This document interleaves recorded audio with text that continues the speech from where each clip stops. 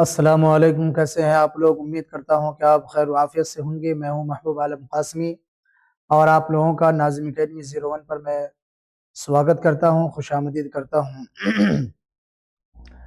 آج میں آپ لوگوں کے بیچ میں لے کر آیا ہوں کلاس 10th والوں کے لیے، یعنی 10ویں کلاس کے بچوں کے لیے جو ہے اس کے سب سے اہم کتاب، سب سے اہم بک درخشاں حصہ دوم کا چپٹر نمبر 9 اور 10، یعنی 10، 9 اور 10، یہ دونوں چپٹر کو ہم آج کے اس وقت میں پڑھیں گے اور جانیں گے۔ چپٹر نمبر 9 میں جو ہے کیا ہے اس کو ہم جانیں گے، اور چپٹر نمبر 10 میں کیا ہے اس کو جانیں گے۔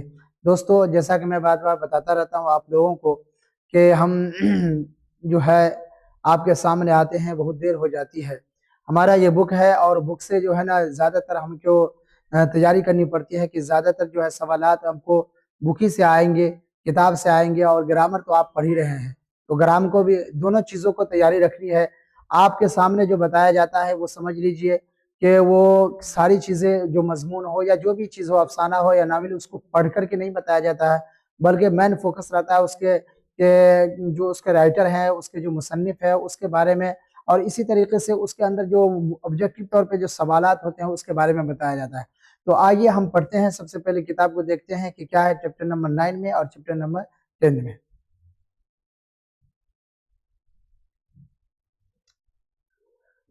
یہ 9واں چپٹر ہے آپ کی کتاب کا درخشاں حصہ دوم کا، چپٹر نمبر 9 ہے۔ وہ کیا ہے؟ ہندوستانی آئین کے معمار ڈاکٹر بھیم راؤ امبیڈکر، یعنی ہندوستان کے جو قانون ہے، یعنی اپنی جو ہم لوگ جس ملک میں رہتے ہیں اس دیش کا جو قانون ہے، اس کے اندر جو ہے ڈاکٹر بھیم راؤ امبیڈکر کا بہت بڑا یوگدان ہے، اور جو کمیٹی تشکیل دی گئی تھی اس کے اندر جو ہے ان کے صدر بھی وہ تھے۔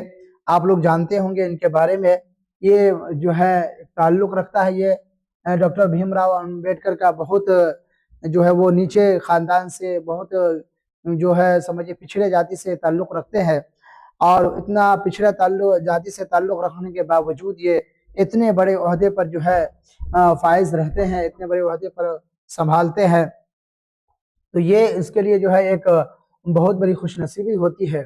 تو ہم ڈاکٹر بھیم راؤ امبیڈکر کے بارے میں آج جانیں گے، چونکہ یہ ہندوستان کے جب قانون سازی ہوئی، ان آزادی کے بعد جو قانون بنایا گیا، تو اس کے بعد جو ہے ان کا بہت بڑا یوگدان تھا، اس لیے اس کے بارے میں کتاب کے اندر دیا گیا ہے۔ تو آئیے ہم اس کے بارے میں جانتے ہیں۔ اس کے کچھ حالات ہے، مختصر طور پہ آپ کو دے دیا گیا ہے، باقی آپ کتاب کے اندر پڑھیں گے، 2-3 بار پڑھیں گے تو آپ کو آج پتہ چل جائے گا۔ تو یہ ڈاکٹر بھیم راؤ امبیڈکر، اس کے کوئی مصنف نہیں، یہ ماخوذ ہے، اس کا تعلق کس سے ہے؟ ماخوذ سے، یعنی لیا گیا ہے، کوئی یہ نہیں ہے، اس لیے جو ہے نا اس کے مصنف وغیرہ نہیں ہے۔ ڈاکٹر بھیم راؤ امبیڈکر ڈائریکٹ آپ اسی کے بارے میں پڑھیں گے، اسی کے بارے میں جانیں گے۔ کہتے ہیں ڈاکٹر بھیم راؤ کی پیدائش 14 اپریل 1891 کو کومیو سینٹرل انڈیا میں ہوئی، ہے نا؟ کہاں ہوئی؟ یہ جگہ یاد رکھیے گا، یہ جگہ کیا ہے؟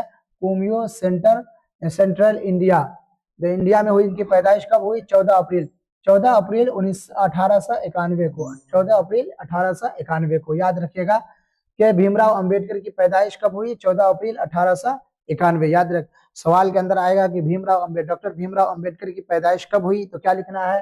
14 اپریل 1891 کو ہوئی۔ کہاں ہوئی؟ تو کومیو سینٹرل انڈیا میں ہوئی۔ ان کے والد کا نام کیا تھا؟ ان کے والد کا نام کیا تھا؟ سوال تو ان کے والد کا نام کیا ہے؟ رام جی مالو جی ستپال تھا، ہے نا؟ والدہ، اور والدہ کا نام کیا تھا؟ تو والدہ کا نام بھیما بائی تھا۔ کیا تھا؟ بھیما بائی، والدہ کا نام بھیما بائی تھا۔ وہ اپنے والدین کے ہے نا، والدین کی 14ویں اور سب سے چھوٹی اولاد تھے، یعنی صاحب اولاد، ان کے والد جو تھے وہ صاحب اولاد تھے، یعنی بہت زیادہ جو ہے اولاد تھی، 14 اولاد، یعنی لڑکے اور لڑکی ملا کر کے جو ہے 14 اولاد کے اندر دونوں آ جاتے ہیں، لڑکے اور لڑکے دونوں آ جاتے ہیں، تو دونوں ملا کر کے کتنے تھے؟ 14 تھے۔ تو 14 میں سے سب سے چھوٹے جو ہے، یعنی 14ویں نمبر کے کون تھے؟ ڈاکٹر بھیم راؤ امبیڈکر تھے۔ تو یہ بھی آ سکتا ہے کہ آپ کو سوال کے اندر اگر پوچھ دیا جائے کہ ان کے جو ہے وہ کتنے بھائی بہن تھے، ان کے والدین کے کتنے اولاد تھے، تو آپ کیا کہیں گے کہ 14 تھے، 14 بھائی بہن تھے یا 14 اولاد تھے، اگر اولاد آئے تو آپ یاد رکھیں گے، اس کو ذہن میں بٹھاتے رہیے گا۔ بھیم راؤ کے نام سے تعلیم مکمل کی، یعنی یہ جو انہوں نے بھیم راؤ امبیڈکر جو ہے وہ بھیم راؤ کے نام سے تعلیم مکمل کی. ان کے والد رامو جی سکپال برطانوی حکومت کی کیا کہتے ہیں فوج میں ملازم تھے, ہے نا. یعنی چونکہ آزادی سے پہلے انگریز کا یہاں دبدبہ تھا اور انگریز کی حکومت یہاں پہ تھی, اس لیے ان کے جو ہے نا انگریز کے برطانوی حکومت مطلب انگریزی حکومت کی فوج میں کیا تھے, وہ ملازم تھے, یعنی اس میں نوکری کیا کرتے تھے. برٹش سرکار نے یعنی وہی برطانوی سرکار یا برٹش سرکار کے سرکار نے فوج میں کام کرنے والوں کے لیے تعلیم کو لازمی قرار دے رکھا تھا. یعنی جو بھی حضرات فوج کے اندر رہیں گے چاہے جس بھی عہدے پہ ہو وہ, تو کیا ہے اس کے لیے کیا تعلیم جو ہے وہ لازم قرار دیا تھا کہ وہ تعلیم کا یعنی پڑھا لکھا ہونا چاہیے, وہ ان پڑھ نہیں ہونا چاہیے. تو یہ ان کا ایک نیم تھا, یہ برٹش سرکار کا یہ کیا تھا نیم اور قانون تھا. چنانچہ وہ جو ہے ان کے والد جی پڑھے لکھے بھی تھے, اس لیے ان کی ملازمت اس کی نوکری مل جاتی ہے اس کے اندر فوج کے اندر. سرکار ان کے بچوں اور عورتوں کے لیے اسکول چلاتی تھی, یعنی جو فوج کے اندر رہا کرتے تھے تو ان کے بچے کے پڑھانے کے لیے فری میں, اور اسی طریقے سے ان کے عورتوں وغیرہ کے کیا ہے یہ اسکول چلاتے تھے سرکار, جو برطانوی حکومت تھی اس وقت. بھیم راؤ کے والد فوجی ملازمت سے سبکدوشی کے بعد, یعنی فوج میں ملازم تھے لیکن بعد میں وہ کیا کہتے ہیں انہوں نے استعفیٰ دے دیا ہے نا وہاں سے, اس کی ملازمت ختم ہو گئی بعد میں.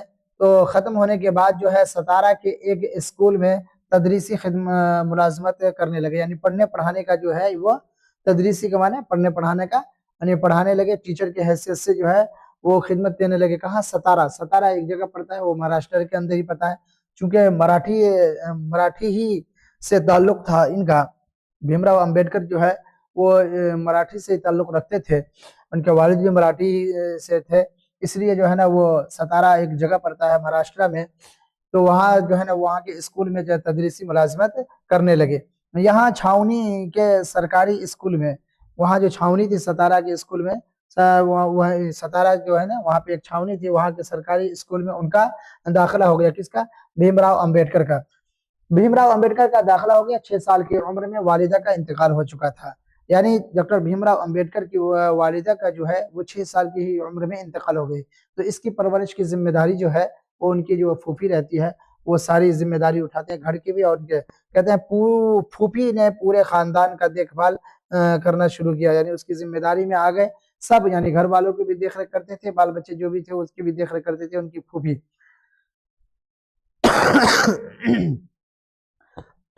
تو آپ کو اس طریقے سے سوالات اگر آئیں گے اس میں ہم بعد میں بتائیں گے, پہلے اس کو ہم پڑھ لیتے ہیں, اس کے بعد سوالات کا کیا طریقہ ہوگا ہم آپ کو بتا دیتے ہیں. کہتے ہیں بھیم راؤ ایک اچھوت خاندان سے تعلق رکھتے تھے. اچھوت مطلب کہتے ہیں کہ ہندو مذاہب کے اندر بہت سارے دھرم ہوتے ہیں, اس میں چھوا چھوت ہوتا ہے, اونچے درجے کے لوگ ہوتے ہیں جو نیچے درجے کے لوگ کو جو ہے نا جھوٹا یا اسی طریقے سے پسند نہیں کرتے ہیں, زیادہ تر چھوا چھوت ہوتا ہے. اب اس کا اپنا مسلک ہے, اتنے گہرائی میں ہم نہیں جائیں گے.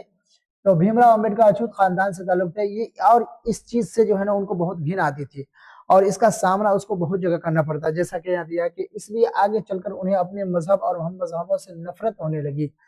یعنی اس کے ساتھ اسکول وغیرہ میں بھی پڑھتے تھے نا, تو اس کے ساتھ بہت جو ہے نا سمجھیے مذہب چھوٹے ذات سے ہونے کی وجہ سے بہت زیادہ جو ہے وہ کیا کہتے ہیں نفرت کا سامنا کرنا پڑتا تھا. وہاں اسکول میں رہنے والے بچے بھی جو بڑے خاندان سے آتے تھے, اور اسی طریقے سے اساتذہ وغیرہ بھی جو ہے اس کو کیا ہے نفرت کی نگاہ سے دیکھا کرتے تھے, اور یہ کہا کرتے تھے کہ تم ایک جو ہے نا چھوٹے خاندان سے تعلق رکھتے ہو, ذات سے تعلق رکھتے ہو, ایک نیچ اور ذات سے تمہارا تعلق ہے.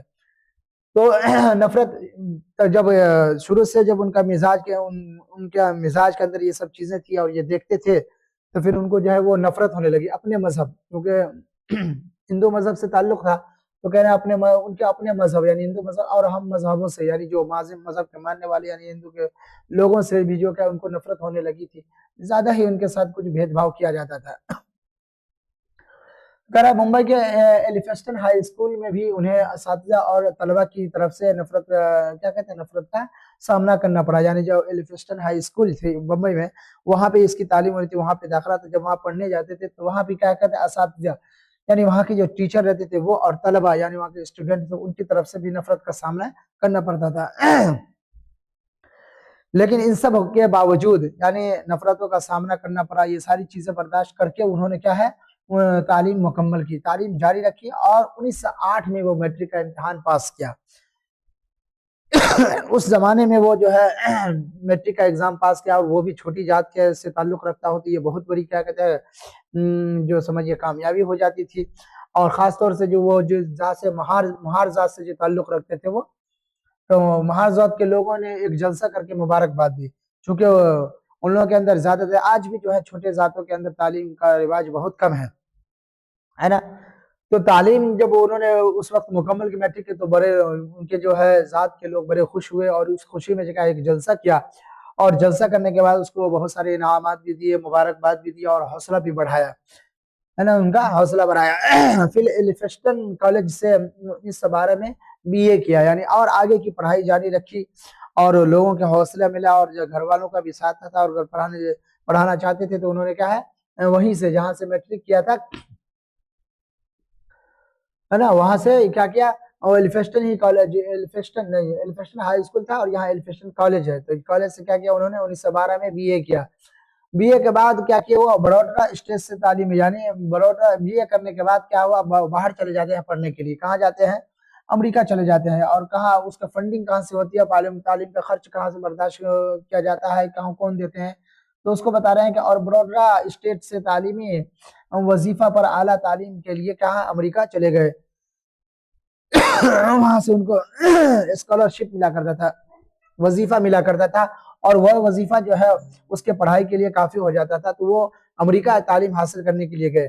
سن 1918 میں معاشیات میں ایم اے اور پی ایچ ڈی کیا ہے نا، شعبہ معاشیات جو ہے اس کے اندر انہوں نے کیا ہے ایم اے اور پی ایچ ڈی کیا۔ پھر لندن سے جو ہے نا بیرسٹری کی، یعنی لندن سے جا کر کے بیرسٹری یعنی وکالت جو ہے نا اس کی ڈگری جو ہے اس کے اندر مہارت حاصل کی، اور پھر ہندوستان آ کر وکالت کرنے لگے، یعنی وکالت کے شعبے سے وکالت سے متعلق جو ہے انہوں نے پڑھائی کی، اور اس کے بعد ہندوستان میں آ کر کے وہ وکالت ہی کرنے لگے۔ انہوں نے بدھ مذہب میں کیا کہتے ہیں اختیار کر لیا تھا، بدھ مذہب میں اختیار کر لیا تھا۔ ہندوستان کی آئین سازی کمیٹی کا صدر ان کو کیا کہتے ہیں صدر بنایا گیا۔ 1956 میں نیند کی حالت میں ان کی کیا ہو گئی، وفات ہو گئی، نیند کی حالت میں ان کی وفات ہو گئی، یعنی وہ جو ہے ڈاکٹر بھیم راؤ امبیڈکر جو تھے وہ کیا ہے اپنے، چونکہ اوپر بتایا گیا آپ کو کہ اس کے اندر زیادہ ہی کچھ بھید بھاؤ ہونے لگا ان کے ساتھ، جس سے ان کو نفرت پیدا ہو گئی مذہب سے بھی اور مذہب کے ماننے والوں سے بھی، دونوں سے بھی، تو آخر میں انہوں نے کیا ہے بدھ مذہب کو اختیار کیا اور بودھسٹ بن گئے تھے۔ اور جب ان کی جو کیا کہتے ہیں انتقال ہوا، اور جیسا کہ آپ کو شروع میں بتایا کہ اس کو جو ہے نا ہندوستانی کمیٹی، آئین کمیٹی سازی کا جو ہے کمیٹی نے ان کا صدر بنایا گیا تھا ان کو، اور صدر کے عہدے پہ منتخب ہوئے تھے، اور اس کے بعد جو ہے بہت محنت اور سمجھیے تھے ہندوستان کا جگہ جگہ چکر لگا کے انہوں نے ہندوستان کے آئین کو تیار کیا، قانون کو بنایا۔ 1956 میں بناتے ہیں کہ ان کی نیند کی حالت میں ان کی وفات ہو گئی، یعنی جب بستر پر سونے کے لیے گئے تو جب سوئے تو وہ کیا کہتے ہیں سوئے ہی رہ گئے، تو اس وقت جو ہے جب ان کی وفات ہوئی، اس میں تو یہاں نہیں لکھا، کتابوں میں لکھا ہوگا کہ بدھ مذہب کے ماننے والوں نے، بڑے بڑے لوگوں نے کہا تھا کہ اس کو نروان حاصل ہو گیا، اور نروان کس کو کہا جاتا ہے وہ آگے آپ کو اس میں بتائیں گے۔ نروان کے معنی عرفان کیا آتا ہے، یعنی اس کو جو ہے نا ایک طریقے سے عرفان حاصل ہو گیا، یعنی معرفت ہو گئی، اس کو ایشور کی معرفت اسے حاصل ہو گئی، پہچان حاصل ہو گئی۔ یہ سمجھ لیجئے کہ ایک اچھے ہوتے ہیں نا کہ آدمی کہتے ہیں کہ اس کو مکتی مل گیا، یہ سمجھ لیجئے کہ یہ سب بالکل یہ پاک ہو گیا، اس کو مکتی مل گیا، مرتے ہی یہ کہاں جائیں گے، سورگ میں جائیں گے، اس طریقے کا تصور ہوتا ہے اس کو۔ تو یہ ڈاکٹر بھیم راؤ امبیڈکر کے بارے میں تھوڑا سا مضمون میں نے آپ لوگوں کو بتا دیا جو ضروری تھا۔ اب ان کے بارے میں جو ہے آپ کو جو سوالات کے اندر آ سکتے ہیں وہ آپ دیکھیے کہ بھیم راؤ امبیڈکر کی پیدائش سے متعلق آئے، جیسا کہ شروع میں بھی بتایا تھا اس کی ریویژن کہ بھیم راؤ امبیڈکر کی پیدائش 1891 میں کومیو سینٹرل انڈیا میں ہوئی، یعنی سوال آئے گا کہ بھیم راؤ امبیڈکر کی پیدائش کب ہوئی، بھیم راؤ امبیڈکر کی پیدائش کب ہوئی، تو آپ کو کیا ہے 1891 لکھنے والا ہو تو لکھنے والا، اور ٹک لگانے والا ہو تو 1891 والے آپشن پہ آپ ٹک لگائیں گے۔ اس کے بعد کہاں ہوئی تو یہ سارا نام بننا ہے کومیو سینٹرل انڈیا ہے نا، کومیو سینٹرل انڈیا میں ہوئی۔ उसके बाद दूसरे नंबर पे आएगा उनके वालिद का नाम क्या था। उनके वालिद का नाम क्या था, यानी भीमराव अंबेडकर, डॉक्टर भीमराव अंबेडकर के वालिद का नाम क्या था, तो क्या था, रामजी मालूजी सुखपाल था, है ना। और वालिदा का नाम क्या था, तो वालिदा का नाम भीमाबाई था। वालिदा का नाम भीमाबाई। कहना कि भीमराव के वालिद जिस वक्त फौज के ओहदे से सुबकदोश हुए तो वो किस जो है ना वो किस ओहदे पर थे, वो किस ओहदे पर थे, ये सवाल में आए कि भीमराव अंबेडकर के वालिद जिस वक्त फौज के ओहदे से सुबकदोश हुए, रिटायर हुए, तो उस वक्त वो किस ओहदे पर थे, यानी वो नौकरी जब उन्होंने छोड़ी, मुलाजमत जब उसे इस्तीफा दे दिया समझ लीजिए, तो क्या किस ओहदे पर वो फायज थे, तो कह रहे हैं कि किस ओहदे पर फायज है, तो वो दूसरे ग्रेड में सूबे में सूबेदार मेजर के ओहदे पर थे। किस पे थे, दूसरे ग्रेड में सूबेदार मेजर के ओहदे पर थे। उस वक्त जो है ना उन्होंने क्या है उससे नौकरी से रिटायरमेंट ली। उसके बाद भीमराव अंबेडकर की शादी जो है वो कब हुई, ये सवाल आएगा। उसके अंदर दिया होगा उसकी उम्र जो है ना छोटी सी उम्र में शादी हो जाती है, 14 साल की उम्र में। कितने, 14 साल की उम्र में, 14 साल की उम्र में उनकी शादी हुई। और जब उनकी शादी हुई तो लड़की की उम्र कितनी थी जिससे शादी होती है, 9 साल की लड़की रामाबाई से शादी हुई थी उनकी। यानी उम्र आज भी ऐसा होता है कि आप छोटे जात के अंदर जो है जिसके अंदर ज्ञान के नहीं होता, तालीम नहीं होती, तो आज भी वो ऐसा करते हैं कि वो बहुत छोटे में जो है ना वो शादी कर दी जाती है लड़के और लड़की की। तो उस वक्त में जो है ना ऐसा हुआ कुछ इनके साथ कि मात्र 14 साल की उम्र थी तो उनकी शादी कर दी थी। इसका मतलब ये है कि इन्होंने अपनी पढ़ाई जो है वो शादी के बाद ही सारी पढ़ाई मुकम्मल की। तो 14 साल की उम्र में, और लड़की की उम्र 9 साल थी, 9 साल से की लड़की क्या है, रामाबाई। किसका नाम, रामाबाई, नाम क्या था, रामाबाई। कह देंगे कि उनकी भीमराव अंबेडकर की जो पत्नी थी जिससे शादी हुई थी उनकी उसका नाम क्या था, तो रामाबाई। कब शादी हुई थी, तो ये आगे आप बता दीजिएगा कि क्या है, शादी 14 साल की उम्र थी तब शादी हुई थी। BA करने के बाद भीमराव अंबेडकर जो है वो क्या कहते हैं, कहाँ से जो है कौन से कॉलेज में दाखिला लिया, ये सवाल होगा कि BA बनने के बाद, BA करने के बाद भीमराव अंबेडकर कहाँ से क्या कहते हैं कॉलेज में दाखिला लिया। यानी BA करने के बाद भीमराव अंबेडकर ने एल्फिंस्टन कॉलेज में दाखिला लिया। कि बुद्ध मजहब में नरवान का तस्वुर, मैंने इसके अंदर देखिए मैं बार बार कहता हूँ कि मैं उस क्वेश्चन पे ज्यादातर फोकस कर रहे हैं कि जो आपको जो है ना किताब के अंदर थोड़ा मुश्किल हो, जो नहीं दिया गया उस तरीके से। और अगर जो आपको हालात के अंदर या इसी तरीके से जिस मुसन्निफ के बारे में हम बता रहे हैं उसके अंदर बहुत सारी चीजें दिए रहते हैं, उसी में से जो है मुसन्निफ के हालात जब बताए जाते हैं तो उसके अंदर सवाल, उसी से सवाल ऑब्जेक्टिव तैयार किया जाता है। तो आप अगर उसको सही तरीके से पढ़ लेंगे तो ऑब्जेक्टिव सवाल को आप आसानी से बना सकते हैं। जो चीजें नहीं हो उनके अंदर उन चीजों को ज्यादा बताना ज्यादा जरूरी होता है।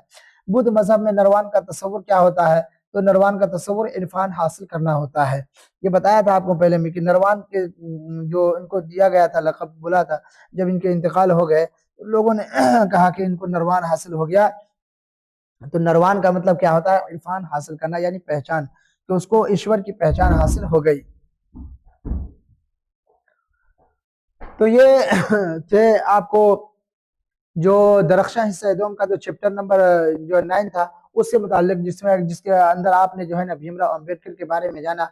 और भी इसके अंदर जो है बहुत सारी चीजें हैं डॉक्टर भीमराव के बारे में जो दिया गया है, आप उसके हालात के अंदर पढ़ेंगे किताबों में तो आपको मालूम होगा कि हाँ डॉक्टर भीमराव अंबेडकर क्या थे, कहाँ कहाँ से कैसे थे, और कितना जो है ना बड़ा ओहदा उनको जो है ना हिंदुस्तान के अंदर मिला। क्यों मिला, इसलिए कि उसके अंदर तालीम थी।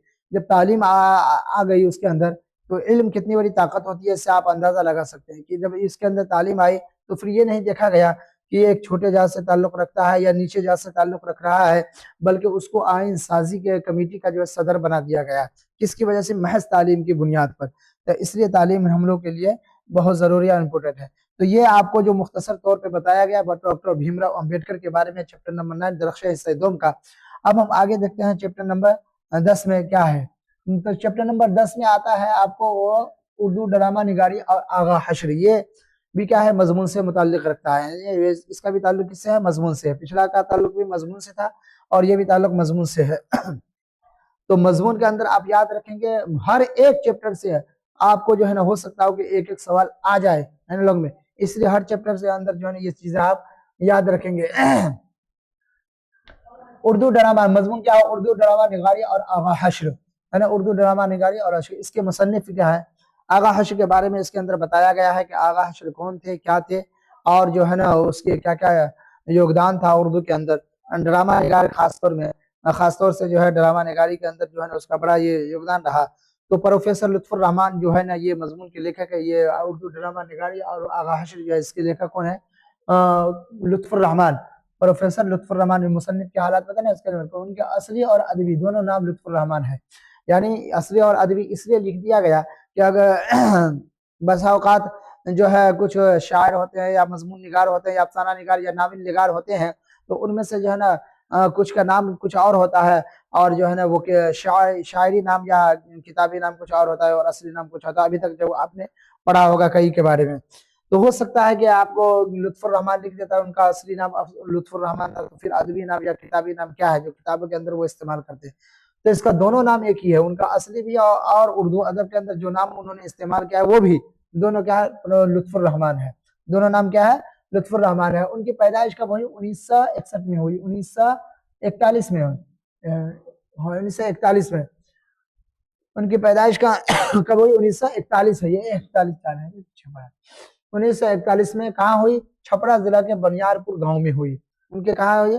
ان کی پیدائش چھپرا ضلع میں کے بنیار پور گاؤں میں ہوئی. کس کی پیدائش؟ پروفیسر لطف الرحمان کی. یعنی ان کا تعلق بھی کیا تھا؟ کہاں سے تھا؟ بہار سے. بہار سے ان کا تعلق تھا, اور کون سے ضلع میں؟ چھپرا ضلع سے. اور کون سے گاؤں میں؟ بنیار پور گاؤں میں. تو یہ یاد رکھے گا, اسی سے سوال بنتا ہے نا کہ آپ پوچھیں گے کہ ٹھیک ہے ان کی پیدائش کب ہوئی؟ تو بھائی 1941 کو ہوئی. اور کہاں ہوئی؟ تو چھپرا ضلع میں ہوئی. اور چھپرا ضلع کے کون سے گاؤں میں؟ یعنی بنیار پور گاؤں میں. اور ان کا تعلق کس صوبے سے؟ صوبہ بہار سے. والد کا نام مولوی عبد الغفور تھا. یعنی ان کے والد جو تھے وہ کون تھے؟ مولوی عبد الغفور, یعنی اسلامی اسکالر تھے, یعنی مولانا تھے سمجھے. اور والدہ کا نام بی بی آمنہ خاتون تھا. تو کوشچن میں آ جائے ان کے والد کا نام کیا تھا, تو نام یاد رکھ لیے گا مولوی عبد الغفور. والدہ کا نام کیا تھا؟ بی بی آمنہ خاتون. ان کا آبائی وطن ریونڈا قصبہ ضلع دربھنگہ تھا. یعنی اس کا تعلق جو ہے مانیے دربھنگہ ضلع سے تھا. ریونڈا ایک قصبہ ہے جو دربھنگہ ضلع کے اندر پڑتا ہے, وہاں سے ان کا تعلق تھا. جو آبائی وطن کا مطلب یعنی ان کا باپ جو ہے نا وہاں کے رہنے والے تھے, یعنی ان کے باپ دادا کا وطن جو ہے اور باپ دادا کا گاؤں کیا کہاں تھا؟ ریونڈا, دربھنگہ ضلع میں. اور بنیار پور ان کا ننیحال ہے شاید, آگے بھی ہے. جو ابتدائی تعلیم بنیار پور ننیحال ہی میں ہوئی ہے, بنیار پور ننیحال ہوا اس کا مطلب جہاں ان کی پیدائش ہوئی. وہ تو ایک یہ سمجھ لیجئے کہ یہ بھی کوشچن میں آ جائے کہ ان کی پیدائش کہاں ہوئی اور جس جگہ پہ ہوئی وہ کون سا مطلب وہ جگہ کون, اس کے دادیحال کے تھا یا ننیحال کے. تو ننیحال والی جگہ تھی نا یہ, یعنی ننیحال میں ہوئی, جہاں اس کا ننیحال تھا وہیں پہ اس کی پیدائش ہوئی کہاں؟ جہاں اس کا ننیحال تھا. اور ابتدائی تعلیم بھی یعنی شروعاتی تعلیم بھی جو کہاں ہوئی وہی ہوئی.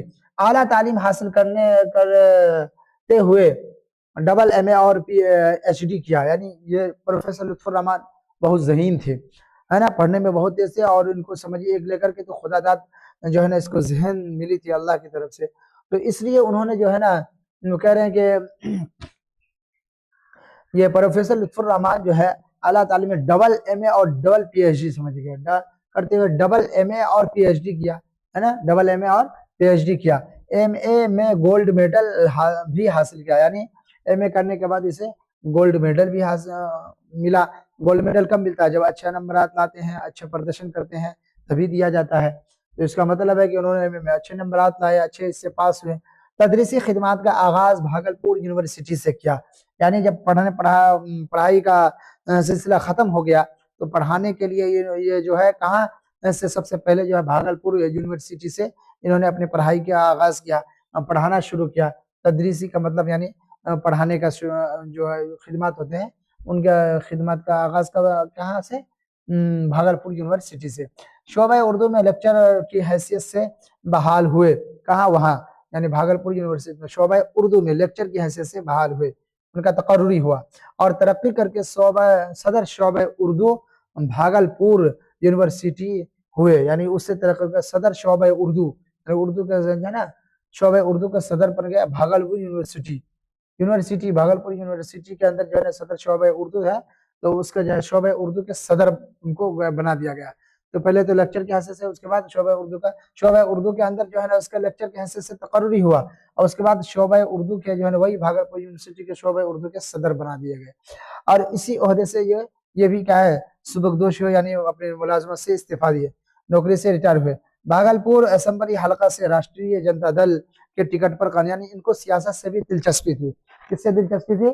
सियासत से भी दिलचस्पी थी, सियासत से ताल्लुक रखते थे, इसलिए इनके बारे में आता है कि वो भागलपुर असेंबली हलका से राष्ट्रीय जनता दल, राष्ट्रीय जिसको आरजेडी कहा जाता है अभी, है ना, तो राष्ट्रीय जनता दल के टिकट पर कानून साज असेंबली हुए, मेंबर कानून साज असेंबली हुए, यानी वो जीत करके आए और उसके बाद काबीना दर्जे के वजीर भी रहे। तो इसके सियासत से ताल्लुक थी और इसमें चुनाव भी लड़ा और चुनाव में जीते भी, उसके बाद उसको वजीर भी बनाया गया।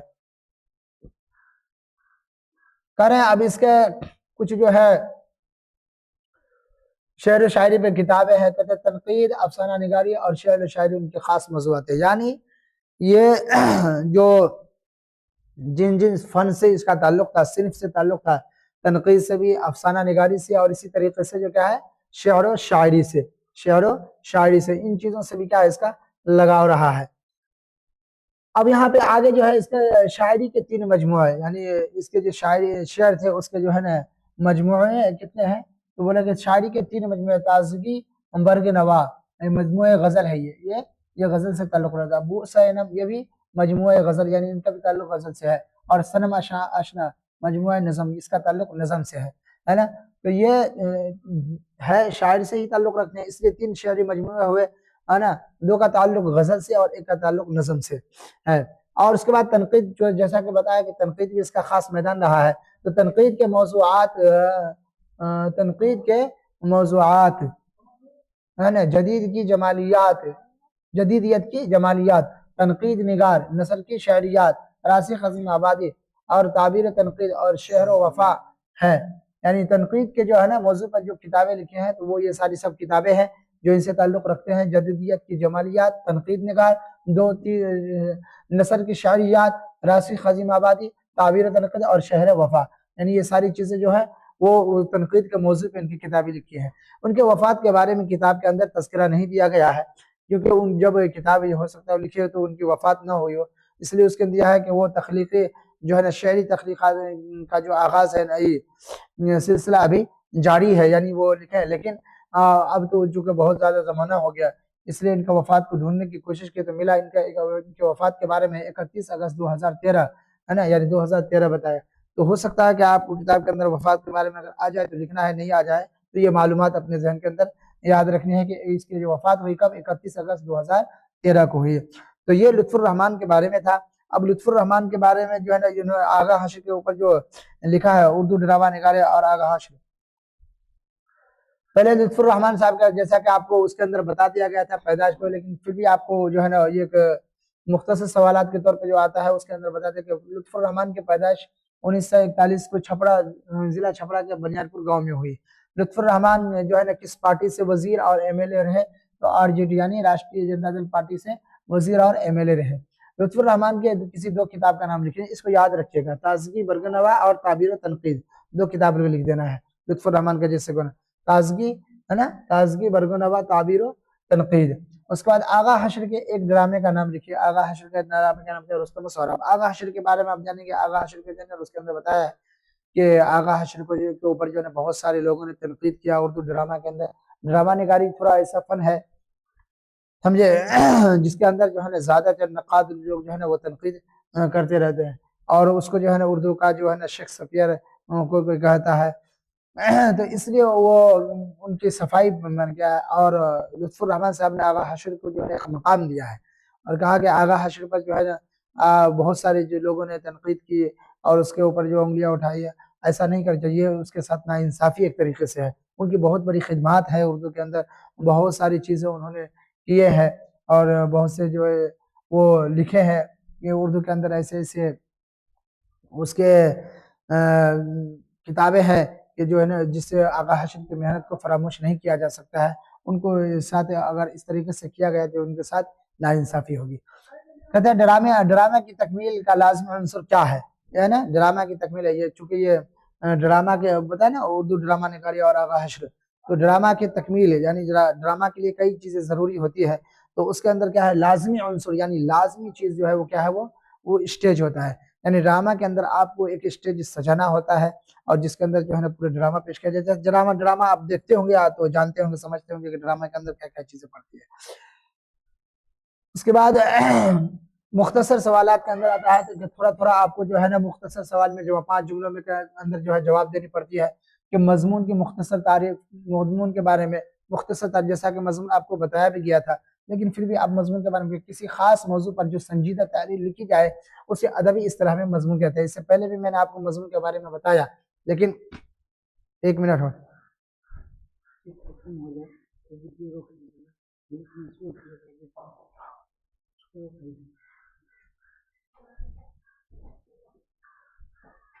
तो कहें किसी खास मौजू पर जो संजीदा तहरीर लिखी जाए उसे अदबी इस्तिलाह में मजमून कहते हैं। क्या कहते हैं? मजमून कहते हैं। किसी भी मौजू पर मजमून की कई किस्में होती हैं, जैसा कि आपको 12th वाले क्लास के अंदर भी मैं बताया था मजमून के बारे में कि कभी इसमें मजमून इल्मी होता है, कभी मजमून अदबी होता है, कभी तनकीदी होता है और इंशाइया भी एक तरीके का मजमून होता है ना। तो मजमून कई तरह के होता है। कहते हैं जिस तहरीर में शार और अदब की तफहीम और तशरीह की जाए उसे तनकीदी तफहीम और तशरीह की जाए उसे तनकीदी मजमून कहा जाता है। और जिस तहरीर में लिखने वाला का नुक्ता नजर इल्मी हो उसको इल्मी मजमून कहते हैं। इसी तरीके से इंशाइया भी एक मजमून है। तो ये समझिए एक मुख्तसर से मुख्तसर लिखा इसमें, और आप जो है ना समझिए तो 50 अल्फाज का इजाफा कर सकते हैं इसके अंदर, है ना, और लिख सकते हैं बढ़ा करके थोड़ा, लेकिन ज्यादा लंबा नहीं होना चाहिए। मुख्तसर सवाल मुख्तसर ही की तरह होता है, जहाँ जहाँ पे मैं जरूरी समझता हूँ वहाँ लिख देता हूँ। तनकीद, कहते हैं तनकीद के बारे में लिखिए। तनकीद अदब की इस्तिलाह में उस अमल को कहते हैं। आपको बताया था तनकीद के बारे में कि तनकीद के असल माने आते हैं जांचना परखना, है ना, जांच परख की जाती है उसके अंदर। क्योंकि शायर कोई जो तनकीद निगार होते हैं वो किसी भी शायर के या किसी भी जो है मजमून निगार के जो मजमून को पढ़ता है, फिर उसके अंदर जो कमियां हो या फिर अपने तरफ से कोई राय देना हो तो वो देता है, तो उसी को क्या कहते हैं, वो तनकीद कहा जाता है। तो तनकीद अदब की इस्तिलाह में उस अमल को कहते हैं कि जिसमें किसी अदबी निगार की खूबियों और खामियों का जायजा लिया जाता है। खूबियों और खामियों का जायजा लिया जाता है, यानी खूबियां भी और खामियां भी, यानी अच्छाइयां भी उसकी, और कोई क्या कहते हैं उससे कोई ऐसी चीज शायद हो गया हो, है ना, कोई ऐसी चीज उससे शादिर हो गया है कि जिसका किसी उससे कोई मतलब समझिए पसंद न करता हो, जो पढ़ रहा हो उसको पसंद आए, तो उसके अंदर जो है ना वो खामियां हो जाती है, कमी हो जाती है। तो दोनों चीजों को बयान किया जाता है, लिया जाता है। तनकीद की वजह से तख्लीक में निखार पैदा हो जाता है, यानी तनकीद की वजह से क्या है, जैसे कि आप देखते होंगे अगर आप लोग किताब पढ़ते हैं, बुक पढ़ते होंगे, तो उस बुक के लिखने वाले जो है ना वो अपने तअस्सुरात कुछ बयान करते हैं उसके अंदर, फिर किसी और दूसरे से जो है ना जो ज्यादा मशहूर इल्म के अंदर ज्यादा इल्म वाले होते हैं तो उससे राय लेते हैं, उसी भी कुछ वो लिखवा लेते हैं। तो वो सब क्या है कि थोड़ा बहुत जो किताब लिखी जाती है उसको पढ़ करके देखते हैं, उसके बाद वो अपनी राय देते हैं कि नहीं जो किताब में पढ़ा हूँ, जो साहिब किताब लिख रहा है ये किताब बहुत उम्दा है, मैंने इसको पढ़ करके देखा है, इसके अंदर सारी चीजें हैं। तो यही चीजें जो है ना तनकीद में मसल, उसके अंदर कोई ये चीज होती है तो उसको वो छाट देते हैं, वो हटा दिया जाता है, निखार पैदा होता है। आमतौर पर तनकीद में किसी तख्लीक की खामियों को उजागर किया जाता है ना, तख्लीक कार की जो खामियों के आमतौर से, तनकीद के अंदर वैसे तो दोनों चीजें थे, लेकिन अमूमन जो है ना वो खामियां जो कमियां होती है उसको उसके अंदर से उजागर, उसको बयान किया जाता है, वाज़ेह किया जाता है, ये तनकीद के अंदर होता है। अब ड्रामा की मुख्तसर तारीफ कीजिए, क्योंकि ड्रामा से मुताल्लिक है, आप ड्रामा के बारे में आ जाए कि ड्रामा किसको कहा जाए, क्या है, नावल की तरह ड्रामा भी एक तवील कहानी की किस्म है ना, कहानी की ही एक किस्म है। नावल भी एक क्या कहते हैं एक तरीके से क्या कहानी होती है, इसी तरीके से ड्रामा भी, जिस तरह नावल में किसी मुआशरे या ख़ास माहौल पर कहानी की शक्ल में मुख्तलिफ जाविये से रोशनी पड़ती है, इसी तरह ड्रामा में भी एक तवील कहानी पेश किया जाता है। फ़र्क सिर्फ इतना है कि ड्रामा में स्टेज पर अफराद किस्सा-ए-अमली का मुज़ाहिरा करते हुए नजर आते हैं, लेकिन नावल में ऐसा नहीं है। बताया ना क्या, वो स्टेज होता है और क्या कहते हैं जो कहानी पेश रहती है उसको जो है ना वो लोग कर करके दिखाते हैं। जिससे कि आप बहुत जगह देखते होंगे रामलीला होता है, तो रामलीला जो है उसको आप बहुत सारे आदमी स्टेज पर जा करके और वो रामलीला चलता है तो उसको जो कहानी होती है उसी कहानी के मुताबिक वो एक्टिंग करता है। तो ये वही होता है समझिए एक तरीके से ना, ड्रामा जो है वो इसी तरीके से होता है कि जो कहानियां होती है उसको बाज़ाब्ता वो उस पर अमल करके दिखाते हैं एक्टिंग के साथ, है ना, जो जो चीजें हैं, तो वो ड्रामे से ताल्लुक रखता है। आगा हश्र की उर्दू ड्रामा निगारी पर 5 जुमले लिखिए। आगा हश्र के बारे में दिया गया है, इसलिए आगा हश्र के बारे में आप जान लीजिए, बाकी किताब के अंदर आप पढ़ लेंगे। आगा हश्र पहले ड्रामा निगार हैं जिन्होंने सबसे पहले असली जिंदगी की हकीकतों को मौजू फन की हैसियत दी है। देखिए इतनी बड़ी खिदमत है उनकी, जब सबसे पहले असली जिंदगी की हकीकतों को, यानी दुनियावी जिंदगी जो है, ये दुनियावी जिंदगी की हकीकत क्या है उसको मौजू फन की हैसियत दी है। उन्होंने अपने ड्रामों में समाजी और माशराती मसाइल को जगह दी है। समाजी और माशराती मसाइल यानी जो हमारे जो है जिंदगी के अंदर या समाज के अंदर जो है ना क्या क्या चीज़ों की ज़रूरत पड़ती है, क्या क्या चीज़ें समाज के अंदर क्या क्या चीज़ें हैं, इसी तरीके से रोज़मर्रा का ज़िंदगी गुजारने के लिए हमें बहुत सारी चीज़ों की ज़रूरत पड़ती है माशरती जिंदगी। तो वो बहुत सारे जो समाज के अंदर या इसी तरह की ज़िंदगी के अंदर जो एक माशरे के अंदर रह करके जो है क्या क्या चीज़ें, कैसे क्या होना चाहिए, ये सारी चीज़ों के बारे में उन्होंने बहुत बताया। चूँकि उर्दू ड्रामा निगारी में आगा हश्र की को अव्वलियत हासिल है, इसलिए जदीद ड्रामा निगारी का आगा हश्र कश्मीरी से ही होता है। इसलिए इसकी शुरुआत जो है, यानी ड्रामा निगारी की शुरुआत, जदीद ड्रामा निगारी के जो आगाज़ जो है वो आगा हश्र कश्मीरी आगा हसरत है ना, आगा छूट गया यहाँ पे, का आगा हश्र को अव्वलियत हासिल है किसमें, उर्दू ड्रामा निगारी में, इसलिए कहते हैं जदीद ड्रामा निगारी का आगाज आगा हश्र कश्मीर से ही होता है, यानी इसी से जो है ना ड्रामा निगारी की शुरुआत हुई। तो ये जो है आपको जो है किताब से मुतालिक था, जिसके अंदर जो है ना आपको बताया गया आगा हश्र से मुतालिक उर्दू ड्रामा निगारी। तो ड्रामा के अंदर क्या चीजें हैं, बस वो आगा हश्र के बारे में बताया है और ड्रामा के बारे में। तो दोनों चीजें आपको याद रखनी है कि ड्रामा की मेन तारीफ है, तो तारीफ आपको बताया गया कि ड्रामा किसको कहा जाता है, और आगा हश्र के बारे में लिखना है तो आगा हश्र के बारे में आप बताइएगा कि आगा हश्र के या तो ड्रामा ही पर लिखिए, और अगर मुतलकन आगा हश्र की जिंदगी के बारे में है तो किताब के अंदर दिया हुआ है कि आगा हश्र के बारे में क्या क्या चीजें बताई है प्रोफेसर लुत्फुर रहमान ने, उसको पढ़ करके मजमून जब ही हम सही से लिख सकते हैं जबकि हमारे पास उसको हम पढ़े रहेंगे। जो पढ़ेगा ही नहीं, अगर जो किसी किताब को उलट करके देखेगा ही नहीं तो वो लिखेगा क्या, उसके जहन में कहा। अगर कोई आदमी पढ़ा रहेगा तो फिर वो कुछ चाहे इस अल्फाज बदल जाए, ऊपर का नीचे हो जाए, नीचे का ऊपर हो जाए, वो चलेगा, लेकिन वो लिख सकता है ना। वो चाहे अल्फाज इधर का उधर कर दे लेकिन वो लिख सकता है, लेकिन जो पढ़े ही ना हो, बिल्कुल कुछ देखा ही ना हो, वो लिखेगा क्या, है ना। तो इसलिए आप लोग जो है किताब को भी, सिर्फ ये क्लास ही आप लोगों को ऐसा है कि हाँ ये क्लास एक निचोड़ होता है, ये बात याद रखिएगा कि आपके सामने कोई भी क्लास अगर पढ़ाई जाती है तो ऐसा नहीं है कि हाँ सारे मतलब आपको जितने बुक के अंदर होते हैं वो सारी चीजें के खोल खोल के वसाहत के साथ आपको, हाँ, बल्कि नहीं, पढ़ लिया आप उसको, अब पढ़ने के बाद उसका जो है ना निचोड़ आपको बयान कर देना है उसको सही तरीके से, ताकि आप जो है ना किताब के अंदर जो चीजें पढ़े हैं वो आपको जो है ना समझ में आ जाए आप किताब को पढ़ेंगे।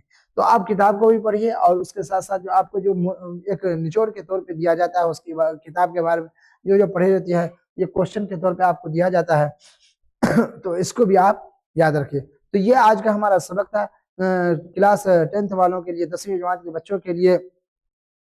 जो बुक है उसकी दरख्शा हिस्सा है, तो उसका चैप्टर नंबर 9 और 10, यानी पहले चैप्टर के अंदर यानी 9वें चैप्टर के अंदर जो है वो आपको पढ़ाया गया था, बताया गया था डॉक्टर भीमराव अंबेडकर के बारे में, और इसके अंदर जो है आपको बताया गया उर्दू ड्रामा निगारी और आगा हश्र से मुतालिक, है ना। पहला माखूज था, और ये क्या है, ये माखूज है बल्कि एक मजमून है जो लुत्फुर रहमान साहब इसके मुसन्निफ है, राइटर है, जिन्होंने आगा हश्र उर्दू ड्रामा निगारी और आगा हश्र से मुतालिक रहा। तो आज का सबक को हम यहीं पे समाप्त करते हैं, खत्म करते हैं। आज के सबक में इतना ही, आगे